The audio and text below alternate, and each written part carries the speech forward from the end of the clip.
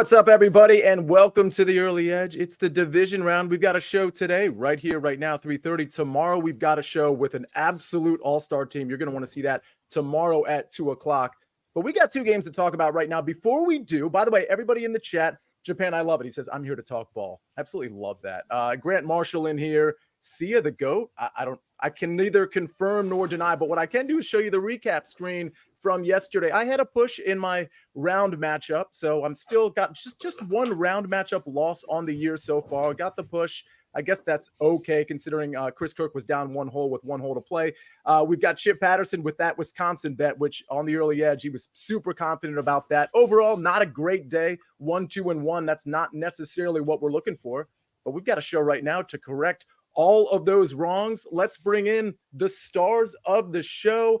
It's Mike McClure. It's Propstarz. This is an all-star team. I'll tell you, tomorrow, we've got this all-star team, and then we're adding a major league all-star to the show. So at 2 o'clock, do not forget to join us for those two games. But Mike McClure, Propstarz, let me start with you, Mike. We have, you and I know for this second game, we have a pick that is, I think, going to be intriguing to a lot of people. I don't want to necessarily get into the pick, but just talking about this two-game slate, are we leaning towards underdogs or are we leaning towards favorites in your mind? I'm split down the middle, Sia. I lean towards one underdog and one favorite. I think that the favorites in this game are the two best teams in the NFL. I think there's very little doubt about that at this point in the season. But it is interesting. I'm leaning pretty heavily to one favorite and pretty sharply against the other. So I'm definitely split down the middle.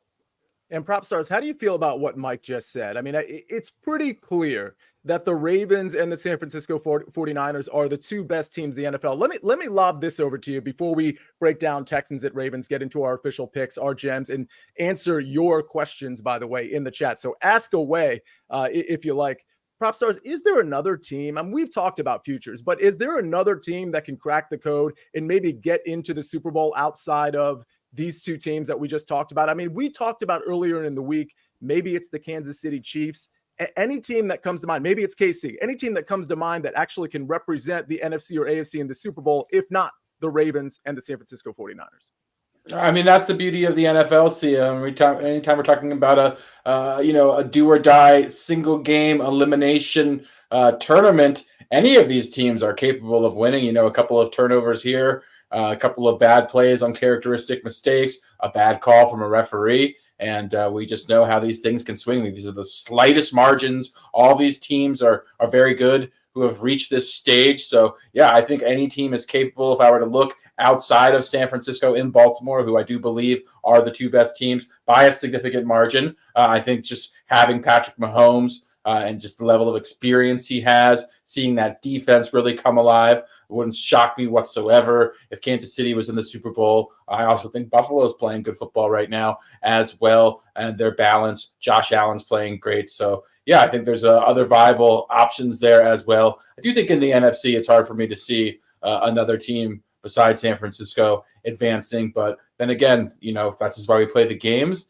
And I wouldn't have told you that Green Bay would have gone into Dallas and did what they did. So, yeah, I just can't wait to break these games down and see what happens. Does seem like San Francisco has sort of a dream team quality to it. And speaking of, James A in the chat says, this is the dream team lineup right here. MJ, Magic, Bird in their prime. I want to call MJ as in the Magic Johnson part of that. I've got his jersey over my shoulder here. Big fan of MJ. And when we were talking about all over Twitter yesterday, there were Sports Illustrated covers that were talked about, and I got to say the most iconic one for me. And if you want to put this in there again, I'm wasting a little bit of time, but I think this is kind of fun from a nostalgia standpoint. It was after Magic Johnson got the HIV diagnosis, which would have been 1991, and Sports Illustrated had a cover of just him performing one of his baby hooks. That is probably the most iconic Sports Illustrated cover that I can remember outside of being a Washington fan. You know, Doug Williams, Mark Rippon after winning the 87 and 91 Super Bowl. Before we get to Texans Browns, real quick, Proppy, do you have a Sports Illustrated cover that you just recall? And Mike, I'm going to lob the same question to you. Maybe you guys didn't read Sports Illustrated. I don't know, but Proppy, any answer to that? I did read Sports Illustrated. I do have fond memories of the Dream Team on Sports Illustrated. I was very invested in them. I would also contend that Magic Johnson has had, either way, the greatest smile in all of professional sports. So always seeing him on a cover definitely made me smile. Accurate. Mike McClure. May 31st, 1999. It would be Tim Duncan, the Laker killer, on the cover. It says Tim Duncan has everything but flash. I liked Tim Duncan was an underrated player in my opinion. So sorry, Mikey, to piggyback on what you're saying, I could not agree more about Tim Duncan. I think he's a top 5 basketball player of all time. I think he's an argument as the greatest big man in NBA history. It just completely befuddles me. It's one of the biggest gripes I have. Tim Duncan never won a Defensive Player of the Year award in his career, despite being arguably the greatest defensive player in NBA history. I propose changing the name of the award to the Tim Duncan Award to credit Tim Duncan for having never won that award, which he should have multiple times. That's amazing. It just goes to show if you don't have the flash and you don't cater to the media, London Fletcher's a good example of that. He's not in the Hall of Fame for some reason. You put his stats up against Ray Lewis, who dances and has a ton of personality, and those stats mirror each other. The career stats mirror each other, but London Fletcher hasn't touched the Hall of Fame yet, and Ray Lewis is considered one of the best middle linebackers of all time. All right, let's get to this Texans and Ray. Speaking of linebackers, let's get to D'Amico Ryans. Let's get to Harbaugh. This line at BetMGM, again, all odds powered by BetMGM. I love what we did with the graphic here because we see sort of the temperature here. No precipitation, but there is a little bit of wind. I mean, I'm somewhat near the stadium. It's near. It's windy where I am, but it's certainly, we're looking at probably 15 to 18 mile per hour winds, 27 degrees. Again, this was 9.5.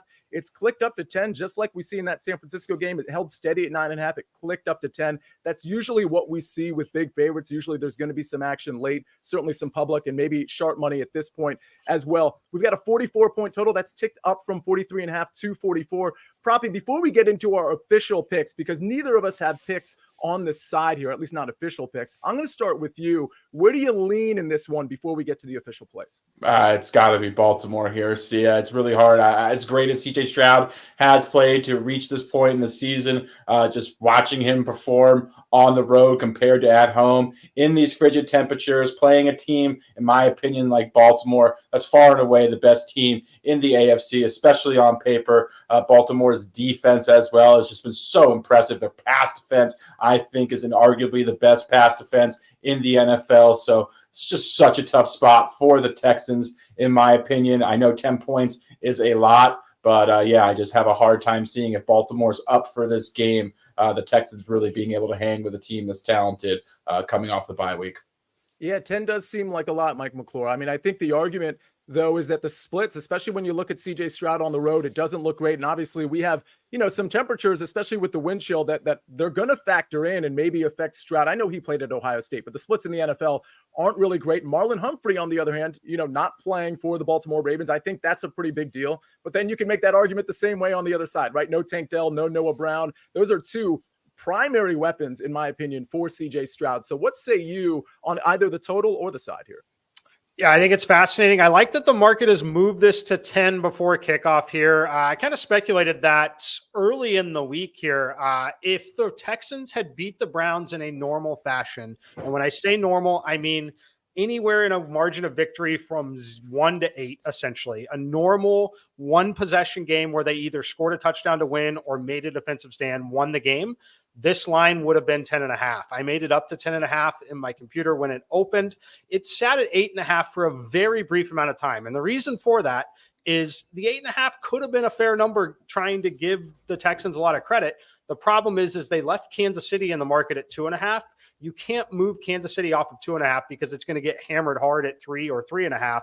And when you're doing that, you're leaving it up to such an easy, obvious teaser that creates a massive liability for a sports book if they hang 8.5 with a 2.5 that just simply cannot be moved. So that's why we saw it go to 9.5 instantly. But now I think you get to game day, the weather is favorable. We're moving up to that 10.5. So I agree with all the moves. I make it 10.5. I have the total right on at 43.5. Not a lot of room either way here. If you made me play something, though, it would be Baltimore or nothing, potentially a Texans team total under.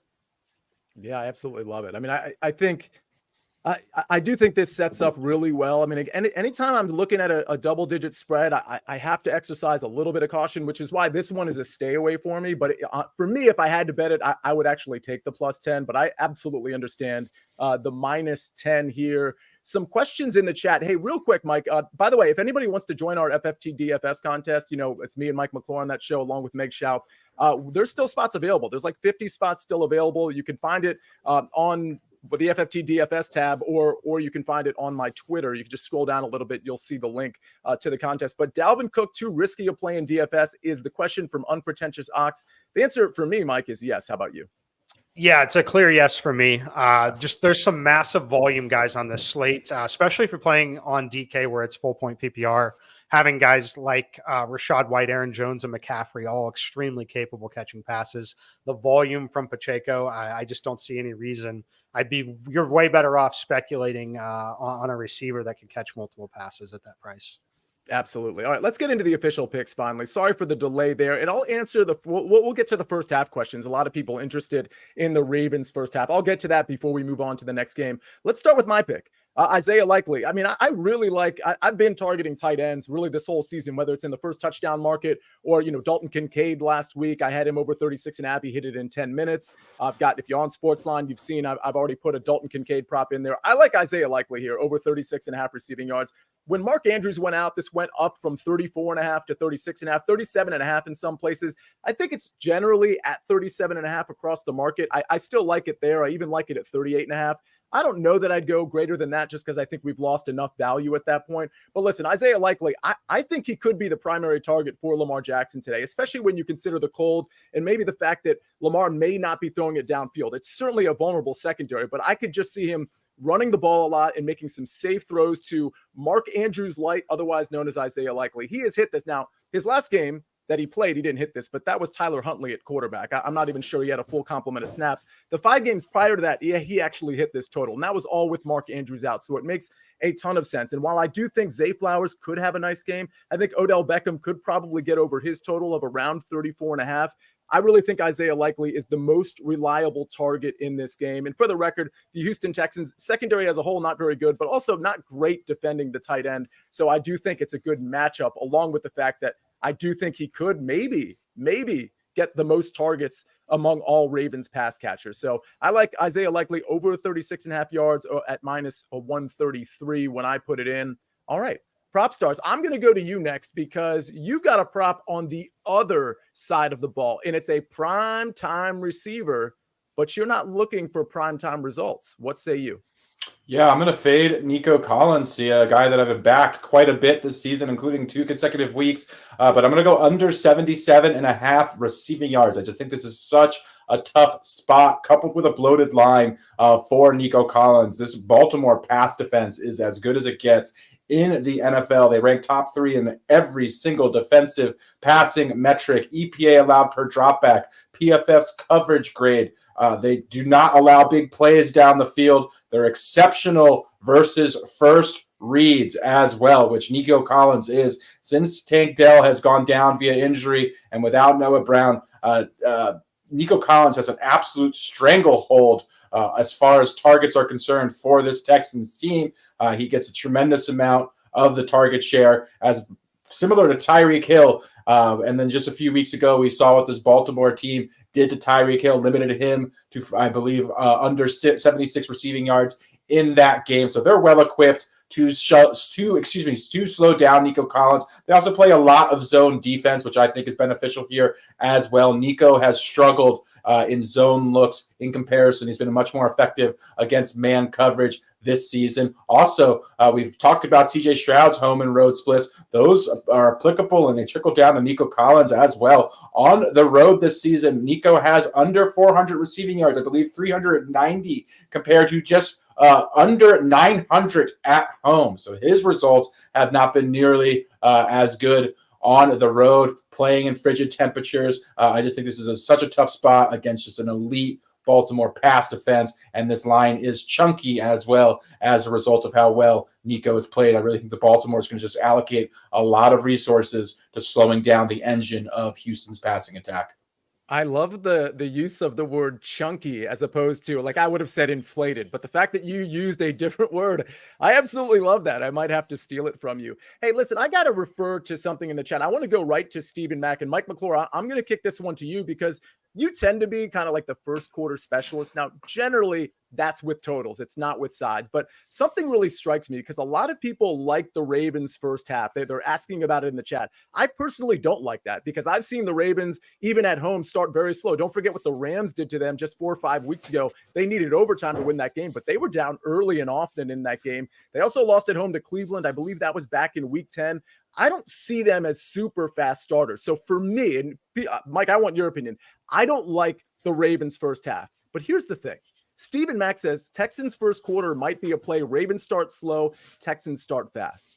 I'm seeing this line, this first quarter line, at plus 3.5 in some places. That's a lot to me. What say you on either the first half or the first quarter? Yeah, it's fascinating. If you could play 3, I think that you should be playing the +3 in both games. This will apply to the Green Bay game even more than this game. But if you're getting +3, I like it a lot. 1 and 2, pretty much dead numbers in the first quarter. Just generally not going to be enough time for a 7-6 game in the NFL with the clock moving, teams that are going to be able to run the football and move. So you'd need, very quick turnovers, creating short fields to somehow get 2 field goals and a touchdown there. And then you're looking at a safety, potentially like a 2-0 game. You could certainly get there. But when you get to 3, it's fascinating. And I know we're talking about this game, but I want to take it to the Packers game only because of what we've seen the Packers do. And we might see the Texans do that here. I know Baltimore is certainly going to defer if they win the coin toss, but we've seen the Green Bay Packers not only accept the ball, like they want the ball no matter what. If they win the coin toss, they have been taking the ball first. Why that's fascinating is because you're essentially getting 2-1 on the possession or 3-2. You're very likely to get an extra possession and a key number of 3. So yes, if you can find 3s or better, I do like the underdog in both games in the first quarter if you're getting 3 or better. Yeah, I mean, Proppy, I want to get your opinion on that. 3.5 is like, I'm at a loss for words. That seems like I'm stunned by it. And 3, I think makes a little bit more sense, but I see plus 3.5 in some markets at minus 130. What say you on that? I would also add just, the Baltimore Ravens having not played a meaningful game for 3 weeks and coming off of a bye week, it just tends to be teams are just a little bit out of rhythm. It just takes, in my opinion, a couple of drives in order to kind of find their rhythm, just become cohesive. And I just think there's something to be said for just having those reps that are just very meaningful and having not played them. Yeah, I would agree. I think the Baltimore is in a spot where they're likely to start slow. And as you mentioned, they're going to defer if they do, in fact, win the kickoff. So I agree. I would look at the Texans here to get off to a good start. We have a couple more official plays to give out from EC and Danny Brasco, but I do want to ask a question because, and Proppy, I'm gonna lob this over to you. And by the way, yes, Marlon Humphrey is out. If you joined us late, I think somebody was asking that question. We answered it, I think, on the front end of the show. But Marlon Humphrey is out, and there was somebody asking about Isaiah Likely at 40.5. I don't remember what the juice was. I mean, that's really at a spot where maybe you've lost a little bit too much value there. It'd probably be a stay away. But if the juice is right, like if it's even money, then I think you're probably okay there. I certainly wouldn't be paying minus 150, minus 110. I don't know. Honestly, Chris, I think you could wait a little bit. Maybe this kicks back down. We still got 40 minutes before kickoff. I would wait and see if this kicks back down, bought back down to like 39.5, 38.5, and maybe take it there. I think I'd probably lay off at 40.5 personally. The question for you, Proppy, is if you think Nico Collins is going under, I mean, I think we all anticipate a somewhat negative game script here. The backup receivers without Noah Brown, Robert Woods, I don't want to gamble on that. If anything, I'd be looking at unders on some of these backup receivers other than Dalton Schultz, the tight end. I think his number is pretty low. It's 32.5 in some places, 34.5 in other places. Dalton Schultz can absolutely produce. I understand this is a formidable defense, but I lean to overs there. Do you have any opinion on Dalton Schultz whatsoever? Yeah, I like Dalton Schultz in this spot for sure. The Ravens tend to be vulnerable to tight ends, especially if we're looking at like secondary and tertiary options. As far as the Ravens do tend to take away the number one receiving option. They will double the first read, and they will, again, allocate a lot of resources, whether it be a safety over the top. So that kind of just leaves these tight ends who might not be necessarily be the first option in advantageous positions where they're facing a lot of single coverage or somewhat afterthoughts are concerned. So, yeah, I think Dalton Schultz is set up very nicely here to find success. I think the Ravens are a lot more comfortable with him catching passes within, 5 to 7 yards than Nico Collins beating them down the field at plus 15 or 20 yards and scoring touchdowns. So I think this is a really good spot for Dalton Schultz. I'd also look at someone like John Metchie as well. He should be on the field quite a bit here and certainly could end up with 5 to 7 targets. Yeah, I actually, speaking of Metchie, I had to throw Mike, you'll appreciate this. I had to throw a Xavier Hutchinson in my lineup because I only had 3,000 left, and I loved my lineup so much that I didn't want to throw anything else away. So I put Hutchinson in a lineup at a flat 3K. His prop, by the way, I believe is at 10.5 yards, but I do think he's a guy that could kind of be down the field, get loose for a catch or two. By the way, Joey Anselmini pouring some cold water on my first quarter take. He says Texans on the road are 30th on the road in first quarter points at 2.1 points per game. Listen, the splits aren't good on the road. So that stat doesn't surprise me. Again, though, I still think 3.5 is kind of a lot. And for the record, I personally don't think Lamar Jackson's going to dice this defense up for 4 quarters. I believe in this front to some degree when it comes to the Houston Texans. So I do think it might take them a little bit of time to get things started. Mike McClure, go ahead. Yeah, I just want to preface all that. When you're talking about betting the Texans plus 3.5 in the first quarter, you're essentially betting that Baltimore is not scoring a touchdown on their opening possession, is essentially what you should. That's how your thought process should be there. You should be looking to hold them to a Justin Tucker field goal. You are then still covering at that point. And then again, looking for a team that's potentially going to go out and take the ball. I think it's entirely possible they do what the Packers have done and try to take the football first. You're just grabbing an extra possession. So that is how you should view it, less so than about them actually scoring. All right, we got a whole nother game to talk about, so it's probably time to get to our gems. But I did want to point out EC's pick, and this is from the Prop Show, of course, which you should have watched yesterday at 4:00. And again, if you're a SportsLine member, you get the picks even before that Prop Show shows up in your feed at 4:00. But EC's got Zay Flowers over 49.5 receiving yards at minus 101, and Danny Brasco's got the under in this game. Texans Ravens under 43.5 at minus 105. As we saw, this kicked right back up to 44, but again, pretty good juice on that under that Danny Brasco got at minus 105. All right, before we get to this next game, ladies and gentlemen, we're going to get to the gem, and it should be no surprise here.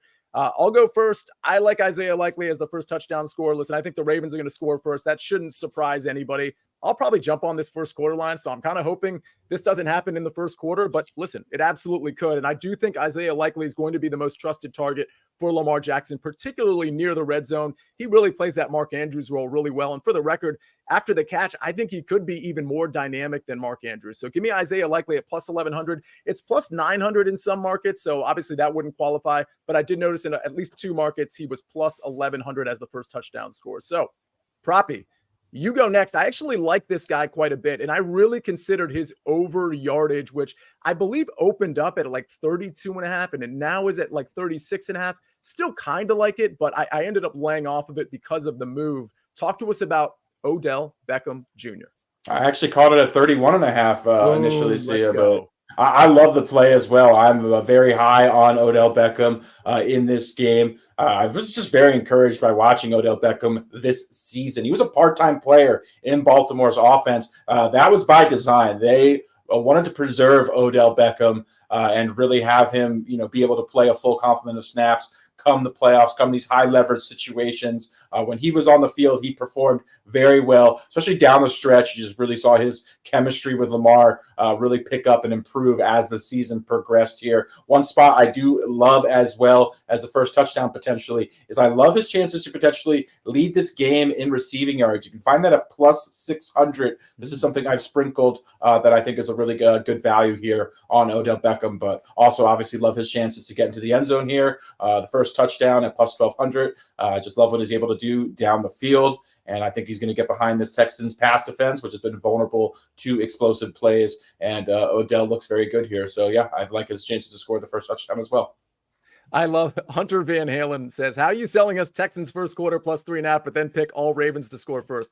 First of all, understand what the first touchdown score, like these are not, we've been very upfront about this. Like the first touchdown bets are more like fun bets, right? And I do expect the Ravens to score first, but I don't necessarily think it's going to be in the first quarter. And for the record, I still think plus 3.5 is tremendous value, and a lot of things can happen. And for the record, I don't expect it, but if the Ravens score first in the first quarter, it's still possible that the Texans score in the first quarter as well. But listen, when it gets to the gem, that's when some of the analysis and some of the critical thinking kind of like exits just a little bit. And you also have to keep in mind, just to kind of give you an illustration of what this segment is, we by rule have to pick somebody plus 1,000 or deeper. So we're clearly not going with the most obvious choices when it comes to the gem. And Hunter, maybe you haven't been part of this show until recently, but if you were, you would know that. So there's really not a ton of correlation when it comes to the first quarter, the first touchdown score and some of our bets in terms of the official plays. And by the way, Bradley Jacobs giving us a golf update. He says, will Hadwin bring it home for us? He just took the lead by 1 stroke. That's good to hear. I know it was tied when we started the show. Still trying to keep that record. We've only had 1 round matchup loss this entire year. All right, Mike McClure, Iowa State product, backup tight end. These are the gems that I absolutely love. Your turn. Yeah, backup tight end. First of all, obviously, I love Isaiah Likely and tremendous athlete. Definitely going to be one of Lamar's favorite targets. But with Mark Andrews unavailable, you've got a guy like Charlie Kolar who's still playing a significant number of snaps, averaging between 25 and 30 snaps in these kind of situations. I think he's going to be on the field. He's been a reliable target when he has been targeted. He's caught 7 of 8 balls. That's something that certainly will stand out. And then to not really go in and continue to state the obvious. If he is running a route in the red zone, he will be the guy that gets the least amount of attention paid to him on this roster. So I think the price point is fair for a guy that's going to be on the field and has actually been running routes. I absolutely love it. By the way, there's a question. I think this is a really interesting question from Sean Ritchie. By the way, love the chat. Love everything, everybody, all the questions in the chat, all the updates when it comes to golf. But we're still looking at like a 6-to-1 ratio in the like button department. We got over 500 people watching, which is great, by the way, because this is a quirky time on a Saturday, but we have less than 100 likes. So let's try to get that up to 200. Let's try to get at least close to a 2-to-1 ratio here. I know for some people it's hard. Maybe you're driving or something, but the like button's right there for you. So just click it and then get right back into the chat. There was something I wanted to point out here, and I got a little bit, it was the ladder bet from Sean Ritchie. Best ladder bet today. So Proppy, would you agree before we get to this Packers game? And I just want to address this game because there's a ladder bet I actually like in this Green Bay game. And for those of you that don't understand what ladder bet is, it's basically taking a player's receiving line. In this case, I'm going to bring up Odell Beckham at, let's say, 35.5, and then continuing to bet you're laddering up with the alternate receiving yards prop. So you're laddering up to 40 plus, to 50 plus, to 60 plus, to 70 plus, and you're betting all those alt lines. And then what you're doing, of course, is you're probably minimizing your exposure from a bet standpoint. You're not betting a full unit on all those ladders. I mean, I guess you could, but that's not what people do with laddering. You limit your exposure. Maybe it's a half a unit on the first part of the ladder, and then as you go up, you go down a unit. And if Odell Beckham catches a couple long bombs and gets behind the defense and catches the 6-to-1 prop that Proppy just recommended, then he's going to hit his ladder bets too. So I think, Proppy, do you agree that from a laddering standpoint, I have a guy that I think is super sneaky in this Green Bay game, but from this game, do you agree that it's probably Odell Beckham as a good alternate line or ladder play? Yeah, absolutely. I just think if we're looking at his potential range of outcomes here, Odell Beckham can get behind this defense. He has a deep A-dot, his average depth of target. He's being utilized down the field. He's explosive. The Texans are vulnerable to allowing big plays as well. So, yeah, there are potential games here for Odell Beckham or outcomes where he's eclipsing 70, 80 to 100 receiving yards, which is why I also like him to potentially lead the game in receiving yards, especially because I think Baltimore is going to really limit CJ Stroud and the Texans passing game. So I do think there's a great chance that it's going to be a Baltimore receiver. And just looking at these options, I think Odell Beckham is situated really nicely to potentially, again, have some big plays against this Texans defense. It's very vulnerable in the back end. And it's a good transition to our next game. And I'll get to that sneaky ladder play in a little bit. But real quick, by the way, Steve Lochner, good luck. You're a big Ravens fan. Unfortunately, you have to go to work, which means you probably can't watch the game. So you're asking for luck. I'm giving you good luck on the Baltimore Ravens. Certainly a deserving winner in this matchup. If you want to bet on the Ravens, by the way, or the Texans and buck Steve Lochner, well, new BetMGM, that's one place you can do it. New BetMGM customers can sign up today and get $158 in bonus bets. Just place your first wager of at least $5 and you will receive $158 instantly. Again, instantly in bonus bets, regardless of your wager's outcome, with bonus code EDGE158. That's EDGE158. Hit that bonus code to get $158 instantly in bonus bets after that $5 bet. All right, let's get to Packers 49ers. Really, really interesting game here. I think we're all in agreement that the San Francisco 49ers probably the best team in the NFL. Something I've been saying this entire season, something I said preseason. Not that I'm breaking a ton of news there. They were certainly one of the top 3 or 4 teams really in everybody's mind. But either way, it's a 10-point spread. That's a lot. And at BetMGM, we got a 50.5-point total. Now, we have Proppy. Me and Mike have official plays on this game on the side. So before we get there, I do want to hear your take on this game, just in general, whether it be on the side or on the total. Yeah, as far as the side is concerned, this is going to be somewhat of a opposite take of Mike, because Mike and I did do an HQ appearance last night where we broke down this game, but I like San Francisco here, frankly. I just think this Green Bay team, they've exceeded expectations. They've played above expectations. I was obviously, you can't not be impressed with the performance in Dallas, but that to me looks like they won their Super Bowl. And again, this is more of a gut instinct play than anything else, but I just think the San Francisco 49ers team, they are experienced. They're well-equipped in these spots. We know Kyle Shanahan is going to have them really well prepared. I think the San Francisco defense is absolutely elite. I think the pass coverage is actually underrated. I think as far as what we've seen Green Bay really do well, and Jordan Love, I think San Francisco is going to be well-equipped to limit him in this spot. So I think we're just going to see an angry, motivated San Francisco team that is just oozing with talent offensively, defensively. I think they're a tough matchup. Again, I've been impressed with Green Bay, but I honestly think the buck stops here. I know Jordan Love has essentially played similarly to a rookie as far as the level of experience and the amount of games he's started. And we've seen inconsistent play from him. I just think this is as tough of a test as it gets, really, besides Baltimore or alongside Baltimore, 1A and 1B as far as the defense and the pass defense is concerned. And I just think the San Francisco team is going to potentially roll on Green Bay by double digits. Fair enough. By the way, Sergio, I assume that's sarcasm. You guys stole the ladder prop from somewhere. Yeah, there's 2 games. So don't be shocked when a couple people in the industry like the same thing. I honestly don't know what you're talking about, so I assume it's sarcasm. If not, come on, man. Are you seriously? Anyway, okay, Mike, let's talk about, because you got set up pretty good here, and I'm on the same play you are, so we can save some time here. Proppy likes the San Francisco 49ers. Now, it's not an official play of his, or at least I don't think it is. No, it's not an official play of his, but your official play is, in fact, the underdog here, +10. Talk to us about it.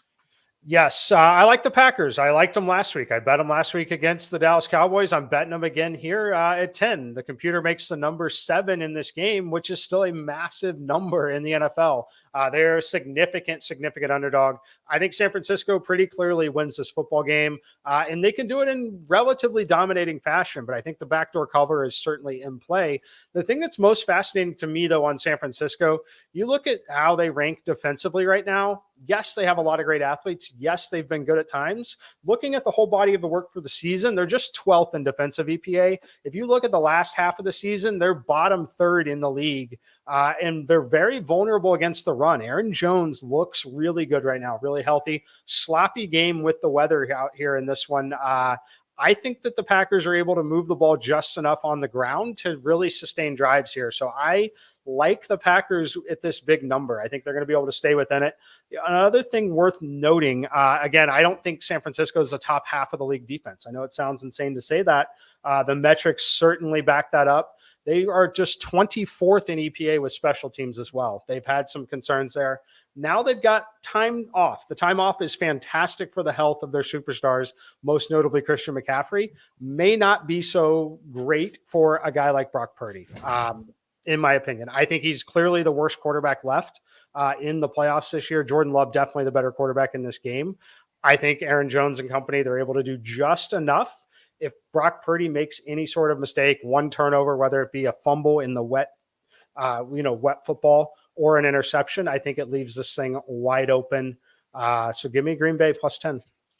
Yeah, I'm going to agree with this one. I mean, I don't need to go into my whole take here, but I'll piggyback off of Mike McClure to some degree. I do think Aaron Jones and this offense, if you look since Aaron Jones has been healthy, so I think we're talking like week 12, week 13, this offense has been humming. I mean, it's unbelievable. And I think really Jordan Love's progress over the last, month or two has been partly a result of Aaron Jones just really being good. And this 49ers defense, I think it's vulnerable against the run. And to Mike's point, I think they're more vulnerable against the pass than people think, especially when you talk about all these targets that are now healthy. Christian Watson, Dontavian Wicks, Jaden Reed, Romeo Doubs somehow emerging last week in a huge way. We've got Kraft, we've got Musgrave, Aaron Jones, who catches passes. There's just a lot to go around here. And I think Jordan Love is really going to be peppering the short area, which is, by the way, kind of why I like Jordan Love over 22.5 completions. The only reason I didn't put it in is because there is rain out there. I do think that might affect play just a little bit. I mean, granted, the total hasn't really been affected, so it shouldn't affect really anything. But I also think Aaron Jones is going to run the ball quite a bit. And I also think the Niners might have some longer drives. We've seen them do this before where they can really eat up clock and score a touchdown with like an 8-9 minute drive. It's happened before. Wouldn't shock me if that's in the game plan here to just keep that Green Bay defense on the field. So with that said, I like the Packers plus 10. I certainly think a backdoor cover is in play as well. Now, Proppy, I got to sort of your limited take on the side here, but again, it wasn't an official play of yours. But you do have two official plays. One does involve Jordan Love, and the other a primetime receiver for the San Francisco 49ers. Yeah, I'm on an island here as far as Jordan Love is concerned, especially if you go on the SportsLine site. But I love all the smoke, so put me on the island. Let's see what happens. But I'm going to fade Jordan Love under 249.5 passing yards. I think this San Francisco pass defense is elite. A lot of the metrics would agree with that as well. Mike mentioned the run defense. The run defense for San Francisco has not been good. The pass coverage has been very good. They also they pair that with an elite pass rush, and they get quick pressure as quickly as any team in the league. So you pair that with an excellent coverage unit and quick pressure, and yeah, it's just very difficult. It's a very formidable pass defense. So I think they match up really well with with Green Bay, who really lacks a wide receiver one. I know Christian Watson not at 100% here. So I just think they're going to be very physical with these wide receivers. I think they're going to really challenge them. And I just don't think Green Bay really has – I think they have a bunch of above-average guys. I don't think they really have the number one guy who's going to take the top off of this defense and really force San Francisco into a position where they're not going to challenge them. And I just think the San Francisco defense is well equipped to slow down Jordan Love. That's why I like him to go under 249.5 passing yards. I also agree Aaron Jones has been playing well. I do think he'll be the focal point of the offensive game plan. I also think San Francisco is going to deflate the football by running it a lot on Green Bay and keeping the ball out of Jordan Love's hands. But again, I just think this is a spot where Jordan Love could potentially face plant. I think he's been playing very well. But I need to see him. I thought the Cowboys defense was extremely fraudulent. I also liked Green Bay last week. But, this is a whole different animal, in my opinion, with San Francisco. So as far as San Francisco is concerned, I'm going to back who I believe is the most underrated superstar on this 49ers team. That's Brandon Aiyuk. We're going over 68.5 receiving yards. I actually think this might have even ticked down a yard or two. So you can get this at 67.5 right now. But Brandon Aiyuk had one of the greatest seasons in NFL history from an efficiency standpoint this season. He had 1,300 receiving yards. He had double-digit targets one time. Compare that to Tyreek Hill, who had double-digit targets, I believe, in 15 of 17 appearances, just to put that into perspective. If Brandon Aiyuk was on a higher volume passing attack, he would have challenged Tyreek Hill or potentially even had a 2,000-yard season. If we look at the efficiency metrics, yards per target, yards per route run, ESPN's open score, he blew the roof off of all of them. His target profile was as impressive as any player or any receiver in the NFL. Then you factor Green Bay's pass defense, absolutely dismal. The run defense has been playing a lot better recently, but the pass defense has not been good. We saw last week against Dallas. Dallas obviously sputtered out the gate, but over the final three quarters, Dak threw for nearly 400 passing yards against this pass defense. They also really struggle defending the deep middle of the field, aka the splash zone. That is where Brandon Aiyuk does the majority of his damage. That is where Green Bay has been vulnerable all year long. So this is a match made in heaven. This is a potential spike game for Brandon Aiyuk, especially if Green Bay is able to push San Francisco, which is obviously well within the realm of possibilities and potential outcomes here. So I love Brandon Aiyuk in this spot. I think he has a potentially huge game if a couple things go right as well. I love it. I mean, listen, it's funny because Mike, in DFS, I wanted to play Brandon Aiyuk for all the reasons that Proppy was talking about. I ended up really having a lot of, like, in my big lineup, I guess you could say, I had a lot of Brock Purdy with Christian McCaffrey, but instead of Aiyuk, I actually paid up for Deebo Samuel because I feel like when the playoffs come around, we see kind of like playoff Deebo and we see him near the line of scrimmage. So while I like the Aiyuk play, I'm just curious about Deebo Samuel. Do you think, maybe not even from a prop standpoint, maybe from a DFS standpoint, is he somebody that made it into your lineups, or was he too expensive? He did not, Sia, but I'm very focused on that Kansas City game in DFS. Yeah. So the only Niners player I have is Christian McCaffrey. Deebo, I don't mind it in DFS specifically because of the price point, the ownership, and the game could be very sloppy in terms of weather. So it's very possible that they put the football in Deebo's hands. I will say the scenario where Deebo has the big game is the scenario where this thing is extremely competitive. The scenario where Aiyuk has the big game, in my opinion, is where they're just getting whatever they want and they've opened up a lead because Aiyuk has had a great day. If you're looking for Samuel, it's likely a very competitive, sloppy game. By the way, the ladder that I was referring to, and I want to get both of your takes here because, like, I think when it comes to laddering or maybe just even betting an alt line, I like guys that have like low receiving lines, but B, have been largely quiet, but we know they have the ability to get downfield in an instant. Can you guess who I'm thinking of, Proppy? I'm going to go to you. It's on the Green Bay side. Jaden Reed. Good guess. It's Christian Watson. Listen, we haven't seen much from Christian Watson at all, but we saw it we thought it was Jaden Reed last week, right? Or at least a lot of people did. It ended up being Romeo Doubs. Christian Watson hasn't really been involved, but he's been coming off this hamstring injury. Now his receiving total is a pedestrian, 25.5 receiving yards. He's the type of guy, especially if Jordan Love is able to generate a ton of yards with his arm, he's the type of guy that can get behind this San Francisco defense. So if you're talking about alt lines and laddering and things of that nature, listen, Christian Watson might have one catch for 9 yards. But he's the type of receiver, like a Brandon Cooks type, that could run a go route and catch a 50-yard bomb, a 60-yard bomb quite easily. So Christian Watson's a guy I'd be looking at both in DFS and from an alternate line laddering standpoint. Proppy, go ahead.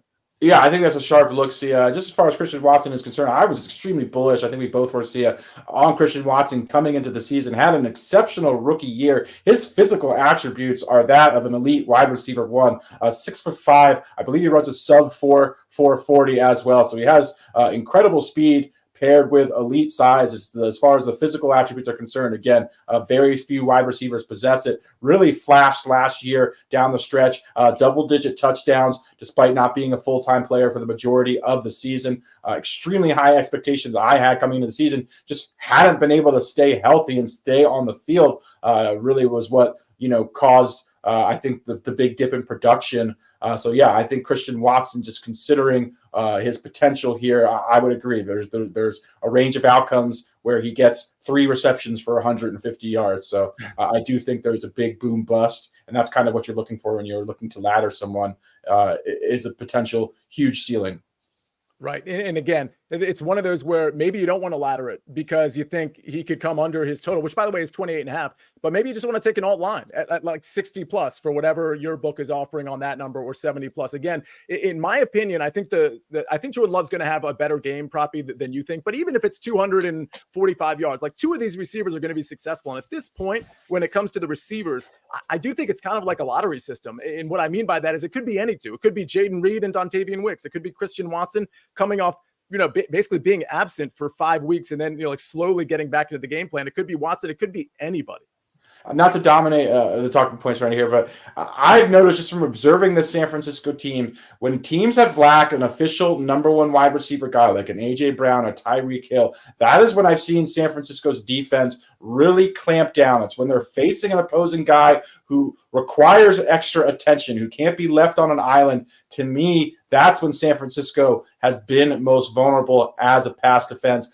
This is partly one of the many factors why I like them to have success, is because right now, since Christian Watson's not healthy, again, these guys are above average. I just don't think there's like a truly elite alpha wide receiver on this roster. And some people think that benefits Green Bay, not having to funnel targets into one player. Jordan Love just able to go to who's ever open. But I think that ultimately leads to San Francisco having success against this Green Bay passing attack. Fair enough. All right. Let's get to RJ's pick, by the way. He's got Aaron Jones over 95.5 rushing and receiving yards. I believe this line has gone down just a little bit to that like low 90 range. I think that might be predicated on the news that A.J. Dillon might be active today. Do we have clarity on the A.J. Dillon situation? Not that it factors in a ton, but Mike, do you have any idea if A.J. Dillon is going to be active today? I have not seen the latest reports. I wouldn't be worried about A.J. Dillon being active for this specific prop. I think A.J. Dillon would mostly impact anytime touchdown scoring. Yeah, would be where I think that it could really, really hurt. So I'm looking here. I'm not seeing anything there. fair enough. I don't expect to play. Yeah, we're so far from kickoff. They don't need to really make that determination for another 3 hours or so. All right, let's get to our gems. By the way, if you guys have questions in the chat, please lob them our way. I think I've answered most of the questions. I'll say this on a total, because there was somebody that asked about a total of 49. I guess maybe in some markets, is it down to 49? Either way, any play on the total here, it seems to me after this conversation that we're all kind of leaning toward the under. Proppy, do you lean toward the under here? I do lead toward the under here. I just think, again, with San Francisco's ability to sustain drives and just really dominate the football, I think that's going to lead to, potentially fewer opportunities for Jordan Love in Green Bay. And again, I tend to think that the San Francisco defense does have the advantage over Green Bay's offense, which will also limit potential scoring opportunities. All right, Mike, your thoughts on the total? Yeah, it's fascinating. We're actually seeing this tick up to 51 at a few places. 50.5 seems to be consensus, but I've got 51s. Keeping in mind 51 is a key number, one of the 5 most key numbers in totals in the NFL. So definitely grab the 51 if you're considering the under. Keeping a push condition alive there is pretty significant.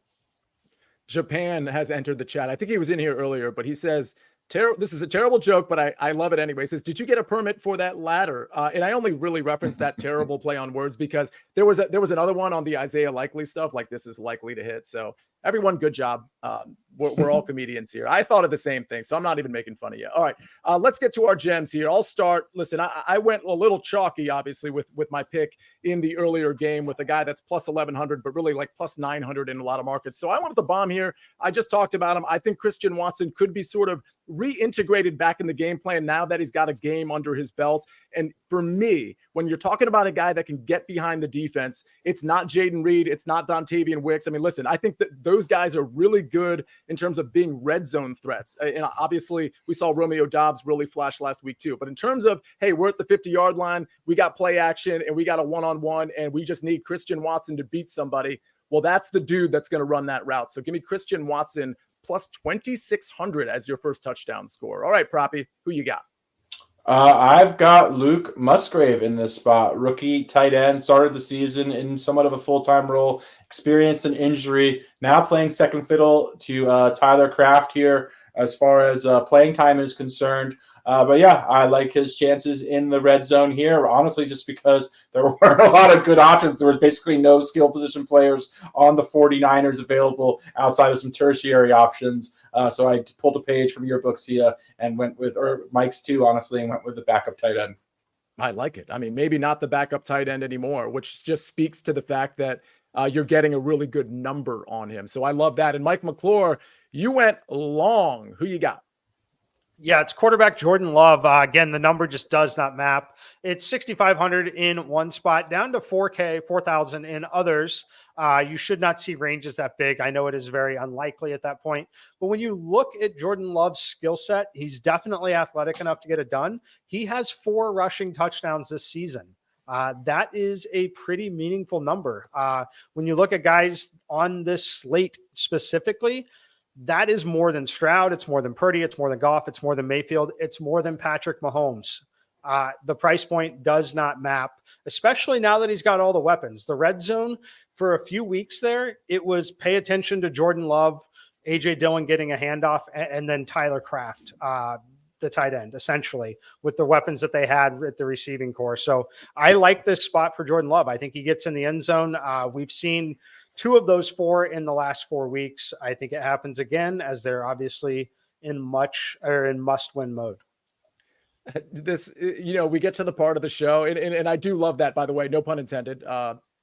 Sorry, I really, truly, no pun intended, but I do like the idea of Jordan Love running around just in general. So, I mean, and you spoke on FFT DFS, Mike, you spoke to Mahomes doing that as well tomorrow, which of course we'll talk about on tomorrow's show at 2:00. But go ahead. You had something else. Yeah, just keeping in mind what we've seen from Green Bay. We've seen it multiple times now. This team loves to take the ball first, winning the coin toss. We know San Francisco is absolutely not taking the football first. So there's a very good probability that you're getting multiple first quarter possessions here for the Green Bay Packers. If there's any rust at all, it makes sense. In this side, you're incentivized to take the underdog anyway in most situations because of the way the numbers work. Definitely so here when you're very sure the underdog's getting the football first. All right. And we've got a wild play from Jay Will. He says, Musgrave, Schultz, Otten, 2 touchdowns. And I can't even read that number, but it's something like infinity to 1. So wouldn't recommend the 2 touchdowns on those 2 guys, or really on any 2 guys, but that's at least fun. You can put $1 on it and just try to sweat something. Japan says Deebo 2 touchdown game incoming. When he says something confidently, hashtag Khalil Shakir, I mean, I'm just saying you might want to just take a glance at it. So good stuff from the entire chat. You got the likes up, which I really appreciate, by the way.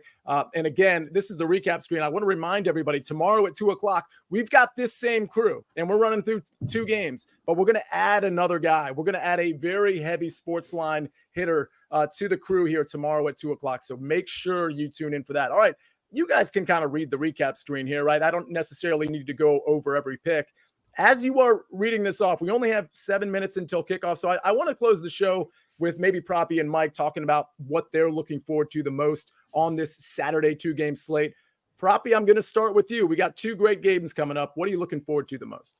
Yeah, I think we're potentially seeing the 2 best teams in the NFL featured. Obviously, certainly the lines would indicate that as well, with Baltimore and San Francisco being such significant favorites at double digits. So I want to see how these teams come out and react. We know Lamar has not played particularly well as a double-digit favorite in the playoffs. So yeah, I just want to see how Baltimore is prepared. I do believe Baltimore has the most balanced roster, at least in the AFC. So I'm just curious how these teams come out, having played a whole bye week, what the bye week looks like. To me, just based on recent seasons, the bye week, outside of, getting your guys rest, has somewhat been a detriment. Just not having those crucial reps and just having that time off just kind of leads to teams not having the best continuity and rhythm out the gate. So yeah, I'm just curious how these teams look on the first drive and how they respond to being such heavy favorites.